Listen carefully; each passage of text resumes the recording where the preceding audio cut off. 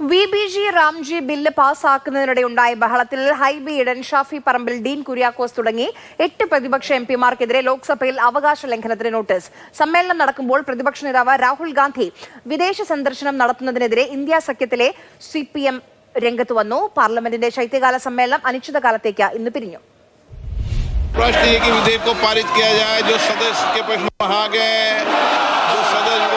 BJP അംഗം സഞ്ജയ് ജയ്സ്വാളാണ് അവകാശ ലംഘനത്തിന് notice നൽകിയത്. പുതിയ തൊഴിലുറപ്പ് പദ്ധതി ബില്ലിലുള്ള കൃഷിമന്ത്രിയുടെ മറുപടി തുടർച്ചയായി തടസ്സപ്പെടുത്തിയെന്ന് പരാതിയിൽ പറയുന്നു. നോട്ടീസിൽ അവകാശ ലംഘന സമിതിയാണ് തീരുമാനമെടുക്കേണ്ടതെന്ന് സ്പീക്കർ ഓം ബിർള വ്യക്തമാക്കി. ഇങ്ങനെ മേശയിൽ കയറി നിന്നതുകൊണ്ട് വോട്ട് കിട്ടില്ലെന്ന് പാർലമെന്ററി കാര്യമന്ത്രി കിരൺ റിജിജുവും പറഞ്ഞു. അതിനിടെ സുപ്രധാന ബില്ലുകൾ ചർച്ച ചെയ്യുമ്പോൾ പ്രതിപക്ഷ നേതാവ് രാഹുൽ ഗാന്ധിയുടെ സഭയിലെ അസാന്നിധ്യം ചർച്ചയാക്കി CPM MP ജോൺ ബ്രിട്ടാസ്. രാജ്യത്തിന് ഒരു ഫുൾ ടൈം പ്രതിപക്ഷ നേതാവ് വേണം.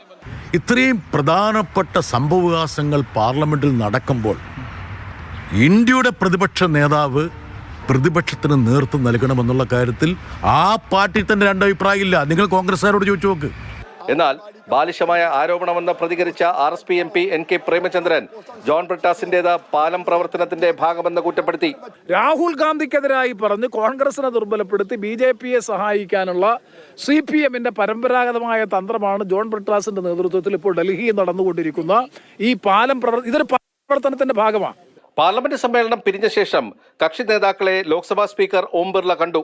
പ്രിയങ്ക ഗാന്ധിയോട് വയനാടിനെ കുറിച്ച് പ്രധാനമന്ത്രി നരേന്ദ്രമോദി ചോദിച്ചറിഞ്ഞു. പുനരധിവാസ വിഷയം ഉൾപ്പെടെ പ്രിയങ്ക ചൂണ്ടിക്കാട്ടി.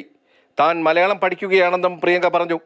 NK പ്രേമചന്ദ്രനെ നരേന്ദ്രമോദി പുകഴ്ത്തുകയും ചെയ്തു. സഭയിൽ ഗൃഹപാഠം ചെയ്തു വരുന്ന നേതാവാണ് പ്രേമചന്ദ്രനെന്ന് നരേന്ദ്രമോദി അഭിപ്രായപ്പെട്ടു.